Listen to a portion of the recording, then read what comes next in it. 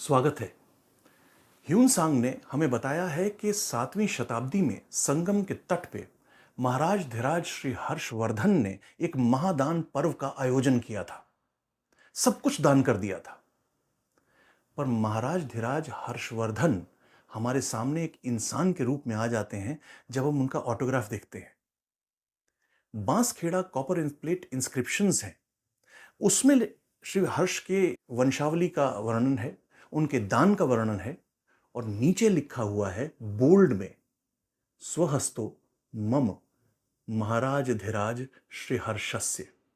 मतलब अपने हाथ से मैं लिख रहा हूं अपना नाम महाराज धीराज श्री हर्ष। एक इंसान के रूप में हमारे सामने श्री हर्ष आके खड़े हो जाते हैं। पर हर्ष के समय में कन्नौज राजधानी थी, प्रयाग उसके अंडर था। उससे भी पहले, ईसा से कोई 300 साल पहले, अशोक के समय में कौशांबी उपराजधानी थी और प्रयाग उसके अंडर था। कौशांबी में अशोक ने अपना पिलर भी इरेक्ट किया था, जिसको आज आप प्रयागराज के किले में देख सकते हैं। उसके बाद समुद्रगुप्त आए, उन्होंने भी वहां पे कौशांबी को ही अपना उपराजधानी रखा। उसके पश्चात हुण प्रजाति के लोगों ने बहुत उत्पात मचाया गैंजेटिक प्लेन्स में। उसको काबू करने के लिए मगध के नरेश उतने सक्षम नहीं थे, तो उन्होंने मध्य देश के जो यशोधर्मन हैं उनसे मदद मांगी। वो आए, मिल के उन्होंने उनको मार भगाया और फिर यशोधर्मन ने समझा कि मगध की पकड़ अब इस एरिया में कम हो गई है, तो धीरे धीरे धीरे उन्होंने अपनी पकड़ वहां बना ली। और उसके बाद जब श्रीहर्ष आए तो कन्नौज के अंडर प्रयाग आ गया था। तो कौशांबी से कन्नौज आ गया और फिर धीरे धीरे वहां पे और राजनीतिक उथल पुथल होती है, क्योंकि प्रयाग हमेशा एक धार्मिक स्थल था। कभी भी प्रशासन, राजनीति, सैनिक गतिविधियों से उसका कोई लेना देना नहीं था। तो ये जब उथल पुथल आती है तो राजपूत, परिहार राजपूत, उनका वहां पे कंट्रोल आ जाता है और धीरे धीरे कड़ा मानिकपुर का जो रीजन है, जो प्रयाग के पास ही है, कोई 60-70 किलोमीटर, वो इंपॉर्टेंट हो जाता है। मानिकपुर इसलिए क्योंकि उससे अवध और उसका रीजन जो है उसको गवर्न करना आसान था, और कड़ा से जो पूर्वी इलाके हैं, प्रयाग का है, बनारस है, ये सारे रीजन्स को प्रशासन करना आसान था। तो कड़ा मानिकपुर इंपॉर्टेंट हो जाता है। और यदि आप देखेंगे तो राजा जयचंद्र, जिनका नाम पृथ्वीराज चौहान की स्टोरीज के साथ भी जोड़ा जाता है, राजा जयचंद्र का किला भी है कड़ा में। अब बहुत धीरे से एक भयंकर उथल पुथल होती है जब शिहाबुद्दीन गोरी काशी तक विजय प्राप्त कर लेते हैं और कड़ा इस्लामिक कॉन्क्वेस्ट की वजह से उनके अंडर आ जाता है, दिल्ली सल्तनत के अंदर आ जाता है। अब कोई 1290 के आसपास एक 70 साल का पकी उम्र का मलिक फिरोज दिल्ली सल्तनत की गद्दी के ऊपर बैठता है एज सुल्तान, जिसका नाम इतिहास में हम जलालुद्दीन खिलजी के नाम से जानते हैं। ये माइल्ड मैनर्ड थे, नरम मिजाज के थे और खासकर अपनी नस्ल के जो, अपने कबीले के जो मुसलमान थे उनके प्रति बड़े संवेदनशील थे, माफ कर देते थे। मलिक फिरोज जो उनसे पहले सुल्तान थे, सुल्तान बलबन, उनके जो बच्चे और जो उनके भतीजे वगैरह थे, उनको कुछ मारते वारते नहीं है। रादर जो मलिक छज्जू नाम का एक जो बलबन साहब का ही भतीजा था, उसको गवर्नर अपॉइंट करते हैं कड़ा का। अब जब मलिक छज्जू वहां पे आते हैं कड़ा में, तो आगे पीछे वो अपने लोगों को बटोरते हैं और एक स्टेज पे रिवोल्ट कर देते हैं। जब वो रिवोल्ट करते हैं तो जलालुद्दीन खिलजी आते हैं, मलिक छज्जू को हराते हैं और उनको बाइज्जत मुल्तान में एग्जाइल कर देते हैं, आज की भाषा में तड़ी पार कर देते हैं। और फिर कड़ा में गवर्नर अपॉइंट करते हैं अपने भतीजे को, उनके भाई साहब का लड़का था, अली गुरशस्प। और वो इतना इंपॉर्टेंट इसलिए भी था क्योंकि जलालुद्दीन खिलजी ने अपनी बेटी अली गुरशस्प को ब्याही थी। अभी जो अली गुरशस्प की मिसेस थी और जो जलालुद्दीन खिलजी की बेटी थी, वो ज़रा तीखी ज़बान की थी। उसकी वजह से अली गुरशस्प को हमेशा ये रहता था कि मुझे अपने आप को प्रूव करना है, और वो इस कॉम्प्लेक्स की वजह से कोई 1296 में एक हरकत करते हैं।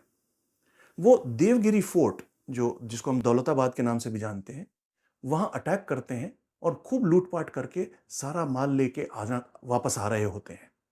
अभी सुल्तान को इस चीज की खबर थी, जलालुद्दीन खिलजी को। वो एक्सपेक्ट कर रहे थे, क्योंकि ये परंपरा है कि आपने अगर कोई लूटपाट की है तो आप ला के उसको सुल्तान के चरणों में रखेंगे। तो अली गुरशस्प वो नहीं करते हैं।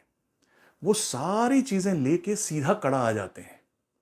सुल्तान जो है बहुत नाराज हो जाते हैं। वो अपनी काउंसिल की मीटिंग करते हैं और काउंसिल के सारे लोग उनको बोलते हैं कि साहब ये चीज गलत है, इसको सख्त सजा मिलनी चाहिए। बट वो तो थे नरम मिजाज के आदमी।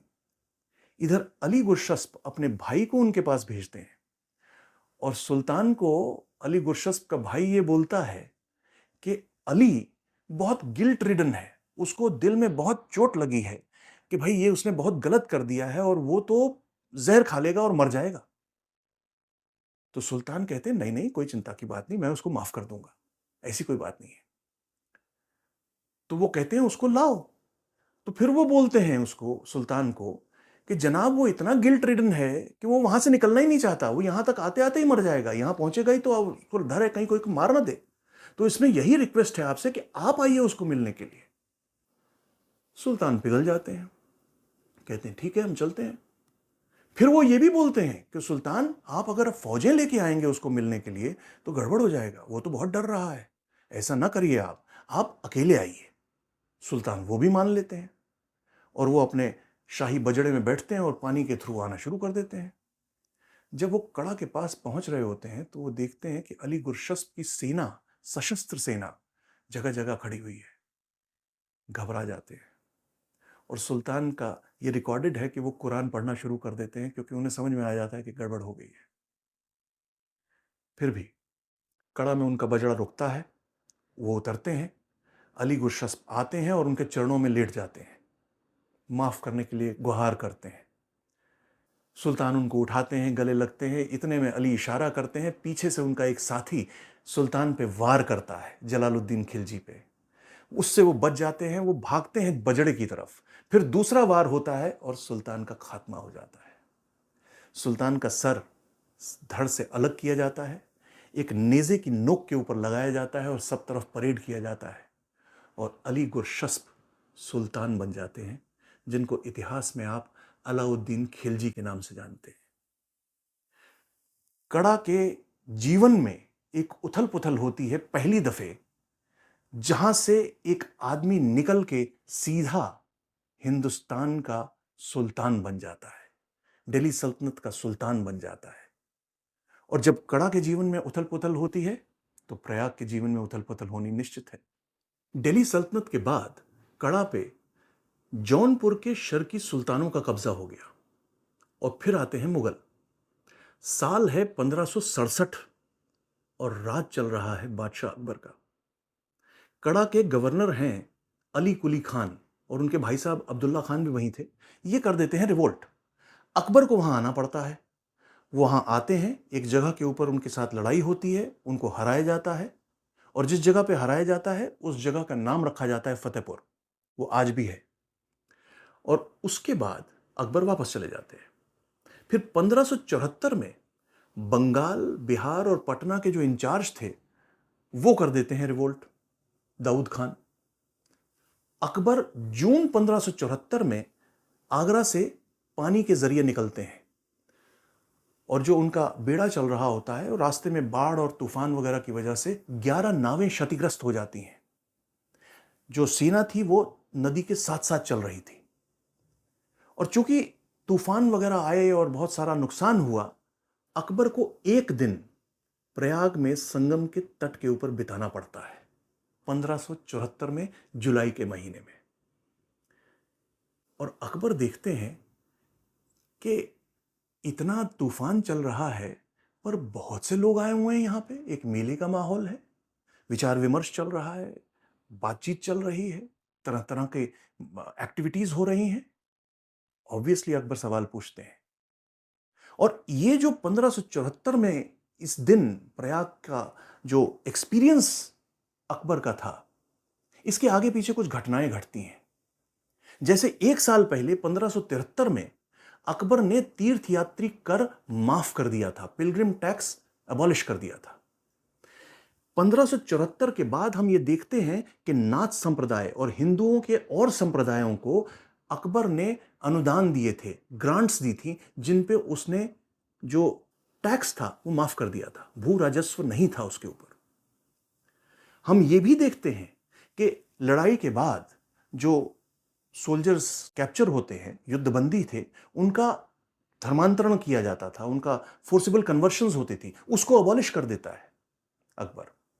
और 1575 में अकबर फतेहपुर सीकरी में इबादत खाना शुरू करते हैं, जिसमें अलग अलग धर्मों के लोगों को बुलाया जाता है, इंटरैक्शन होती है, विचार विमर्श होता है, वाद विवाद होता है, और अकबर अपनी प्रजा को, उनके धर्मों को, उनके रहने जीवन के स्टाइल को समझने की कोशिश करते हैं। प्रयाग में बिताया वो दिन अकबर के जीवन के आगे पीछे होने वाली ये जो हैपनिंग्स हैं, बड़ा एक वाइटल एलिमेंट है वो एक दिन उसका। फिर अब्दुल कादिर बदायूनी ये बोलते हैं कि 1574 में अकबर प्रयाग में संगम के तट पे एक किले की नींव रखते हैं। निजामुद्दीन अहमद बताते हैं कि अकबर अपने 29वें राजपाट के 29वें साल में 1584 में किले की नींव रखते हैं। अबुल फजल ये कहते हैं कि अकबर प्रयाग के संगम के तट के ऊपर किले की नींव 14 नवंबर 1583 को रखते हैं, जो उनके राजपाट के काल का कोई 28वां साल था। पर फैक्ट यह है कि अकबर वहां जब एक दिन बिताते हैं तो बदायूनी बताते हैं कि 1574 में ही अकबर फैसला कर लेते हैं वहां किले को बनाने का, और उसके साथ ही एक नगरी बस्ती है वहां पे जिसका नाम दिया जाता है इलाहाबाद, क्योंकि अकबर के राजपाट के 33वें साल में 2 गोल्ड मोहर हैं जो हमको मिली हैं, जिसके ऊपर नाम इलाहाबाद लिखा हुआ है। अब ये माना जाता है कि अकबर गंगा जमुना की बात करते थे, सबको साथ लेके चलने की बात करते थे, तो इलाहाबाद में उन्होंने हिंदू और मुस्लिम एलिमेंट दोनों को साथ में लाने की कोशिश की है, पर ये अटकलें। इसके साथ ही अकबर वहां पे जब किले का बनना होता है तो वहां पे एक रीजनल दीवान अपॉइंट किया जाता है जो रेवेन्यू कलेक्शन के लिए होता है, तरह तरह के जो टैक्स हैं उसकी कलेक्शन के लिए होता है। एक रीजनल बख्शी अपॉइंट होता है जो सैन्य गतिविधियां हैं, जो मिलिट्री एक्टिविटीज हैं, उनको कंट्रोल करने के लिए, उनको मैनेज करने के लिए। एक मीर बहर अपॉइंट होता है जो पानी का ट्रांसपोर्ट है, यातायात है, उसके ऊपर टैक्स कंट्रोल करना वगैरह, ये वो काम करता था। और एक मुत्सद्दी अपॉइंट होता है जो जितना भी व्यापार था वहां का, वहां से वो टैक्स कलेक्ट करने का काम करता था। प्रयाग इलाहाबाद के स्वरूप में धार्मिक केंद्र ही नहीं, पर एक राजनीतिक, एक प्रशासनिक और एक सैन्य गतिविधियों का भी केंद्र बन जाता है। प्रयाग इतना इंपॉर्टेंट है कि वहां पे उस किले में एक टकसाल बनाई जाती है, क्योंकि एक राजा का अस्तित्व जो है वो सिक्के जो वो ढलवाता है उससे एस्टैब्लिश होता है। तो मिंट, एक टकसाल का वहां पे होना, जो इलाहाबाद का किला बनता है वहां पे होना, अपने आप में एक उसकी इंपॉर्टेंस दर्शाता है। और फिर इंपॉर्टेंस इसलिए भी है क्योंकि अकबर के समय से उसके बाद तक इलाहाबाद के उस किले का इंचार्ज हमेशा राजघराने का कोई प्रिंस रहा। जैसे जहांगीर, जब प्रिंस सलीम थे वो वहां पे थे, और 1580 में अकबर अपने राजपाट को रीऑर्गेनाइज करते हैं। इलाहाबाद, जिसको बाद में इलाहाबाद और फिर आज प्रयागराज के नाम से हम जानते हैं, एक सूबे के रूप में हमारे सामने आता है। और कड़ा, जो पहले सूबा था और प्रयाग उसके अंडर था, अब कड़ा इलाहाबाद के नीचे आ जाता है, उसके अंडर आ जाता है।